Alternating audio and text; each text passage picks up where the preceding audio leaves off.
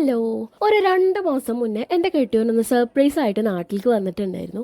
ഓരോ സർപ്രൈസ് റീലും കാണുമ്പോൾ ഞാൻ വിചാരിക്കാറുണ്ട് നമുക്ക് സർപ്രൈസ് ആയിട്ട് വരുമ്പോൾ എന്തായിരിക്കും ഫീൽ ചെയ്യുക എന്നുള്ളത്. ഒരിക്കലെങ്കിലും പറയാതെ സർപ്രൈസ് ആയിട്ട് വരണേന്ന് ഞാൻ ഇക്കാനോട് പറയാറുണ്ടായിരുന്നു. പക്ഷെ ഇത്ര പെട്ടെന്ന് ഇങ്ങനെ വരുമെന്ന് ഞാൻ പ്രതീക്ഷിച്ചില്ല. എന്നെ ഞെട്ടിക്കാൻ വേണ്ടി ഞാൻ വരുന്നത് നോക്കി നോക്കി നിൽക്കാണ്.